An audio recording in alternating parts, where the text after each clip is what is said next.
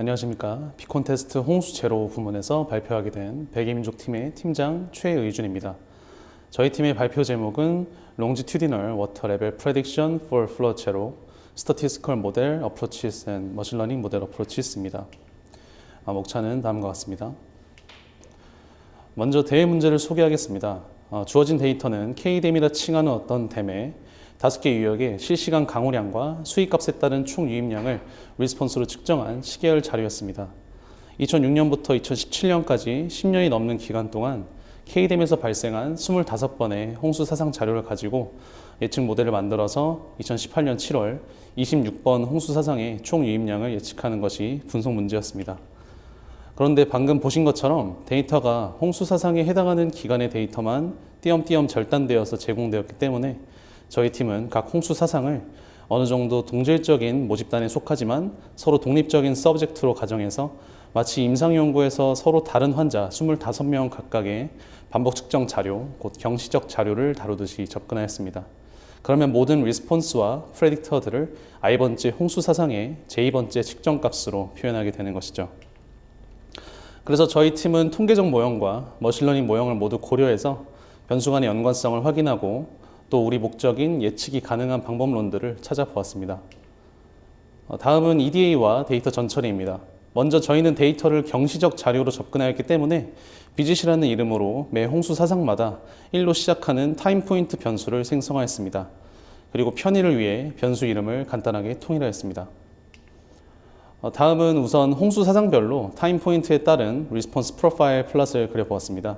대부분 시간에 따라 유입량이 증가했다가 감소하는 패턴임을 알 수 있습니다. 그런데 아이디 1번의 경우 다른 아이디에 비해 Y값이 상당히 큰 아웃라이어였던 것으로 보이는데요. 당시 서울에 73년 만에 최고 홍수 피해가 있었음을 확인하였고 보다 더 일반적인 모형을 만들기 위해 1번 아이디의 뒷부분은 좀 잘라내고 진행하기로 했습니다. 다음은 우선 첫 번째 데이터 집단만 가지고 프레딕터에 대한 프로파일 플롯을 그려보았습니다. 각 유역의 레인폴 패턴은 비슷한 것을 알 수 있습니다. 사실 더 의미 있는 부분은 워터 레벨 변수였는데요. 이 유역의 레벨 값은 Y값과 패턴이 매우 유사한 반면 D 유역의 레벨 값은 아이디별로 타임 포인트 초기에는 멈춰 있다가 어느 정도 시간이 지난 후에 증가하는 패턴이 있음을 확인하였습니다. 그래서 타임 포인트 대신 Y값과 비교해서 산점도를 그려봐도 D레벨의 경우 아이디별로 봤을 때 Y값이 증가함에 따라 어떤 인위적인 외부 조작이 가해지는 변수로 추정하였습니다. 반면 E레벨의 경우는 Y값과 양적 상관관계가 매우 큰 것을 알 수 있는데요.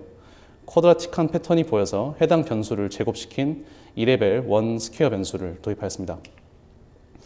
그래서 몇 가지 아이디에 대해서 시간에 따른 프로파일을 함께 그려보면 확실히 E레벨은 Y와 패턴이 일치하고 D레벨 같은 경우는 뭔가 피크 이후로 증가한 듯한 패턴이 보이는 것을 알 수 있습니다. 또 저희 팀은 그냥 6번째 데이터 집단의 변수만 사용하기로 했습니다. 타임 포인트 변수를 뺀 나머지 모든 연속형 변수는 스케일링을 진행하였고요. 모든 모형에 대해 공통적으로 예측 성능을 평가하기 위해서 25fold 크로스 밸리데이션을 진행하였습니다. 서브젝트별로 리브 원 아웃 방식으로 만든 총 25개 모형의 RMSE를 각각 그리고 평균 낸 점수를 가지고 예측 성능을 평가하였습니다. 이제 첫 번째로 주어진 데이터만 가지고 진행한 모델링 결과를 말씀드리겠습니다. 먼저 통계적 모형 중에서 다중회귀 모형의 경우 매뉴얼하게 Y를 설명하는 데 유의미한 변수와 인터랙션을 찾아서 나름대로 베스트 모델을 선정하였습니다. 물론 구조적으로 저희 데이터에는 적합하지 않은 모형이긴 하지만 결정계수 값이 0.9에 가까운 값이 나왔고 예측 성능도 괜찮은 편이어서 일단 위 모형을 계속 고려해 보기로 했습니다. 왼쪽 하단에 있는 그림에서 빨간색이 25번 아이디의 실제 Y값, 파란색이 나머지 홍수 사상으로 만든 예측 값인데요. 증감 패턴은 어느 정도 잘 맞추는 것으로 확인했습니다. 이건 실제 데이터를 바탕으로 추정된 모형식입니다. 다음은 Generalized Estimating Equation으로 구한 마지널 모델입니다. 마지널 모델이란 반복 측정 자료 내에 코릴레이션 구조를 먼저 가정한 뒤에 전체 모집단 단위에서의 패턴을 볼 수 있는 모형입니다. 다만 이러한 마지널 모델은 특정 서브젝트에 대한 예측보다는 전체 모집단 단위에서의 패턴을 설명하는 데 강점이 있으므로 예측에는 사용하지 않고 변수 간의 관계를 확인해서 추후에 다른 모형을 구성할 때 변수를 탐색하는 용도로 참고하였습니다. 특히 저희 데이터는 등간격 시계열 자료이므로 Working Correlation Matrix는 Auto-Regressive One, 즉 가까운 시점일수록 코릴레이션이 크고 멀어질수록 작아지는 구조를 사용하였습니다. 그래서 이건 실제 데이터로 추정된 모형식이고요. 다음은 통계 모형 중에 마지막으로 리니어 믹스드 모델입니다. 아까 보여드린 다중회귀 모형 구조 그대로의 서브젝트별로 랜덤 이펙트를 추가한 것인데요. 각 홍수사상 베이스라인 시점의 y 값이 그때그때 다를 것이기 때문에 랜덤 인터셉트 모델을 고려하였습니다. 그 결과 AIC는 다중회귀 모형보다 더 개선되었고 모든 변수의 기울기 p-밸류도 유의 수준 5% 기준으로 유의하게 나옴을 확인하였습니다. 이건 추정된 모형식인데요. 앞선 모형들과 가장 큰 차이는 기존 X변수 구조 그대로의 홍수 사상별로 자신만의 인터셉트 효과가 추가된 것이라고 볼 수 있습니다. 이런 구조를 취하면 마지널하게는 Y값들 사이의 코릴레이션을 모델링할 수 있게 됩니다. 혹은 마지널 모델처럼 더 적극적으로 코베리언스 패턴을 가정해서 모형을 만들 수도 있습니다만 큰 차이는 없는 것으로 확인하였습니다. 다음은 머신러닝 모형 결과들인데요. 먼저 데이터들을 다 독립으로 가정하는 머신러닝 모형 중에서 다중회귀 모형과 동일한 변수를 가지고 적절히 하이퍼 파라미터를 튜닝해서 만든 랜덤 포레스트, 라이트 GBM, XG 부스트의 예측 성능은 통계적 모형보다 많이 떨어지는 것으로 보였습니다. 그래도 시계열 자료 분석에 널리 사용되는 RNN 모형을 개선한 LSTM의 경우 통계 모형과 비슷한 예측 성능을 보였습니다.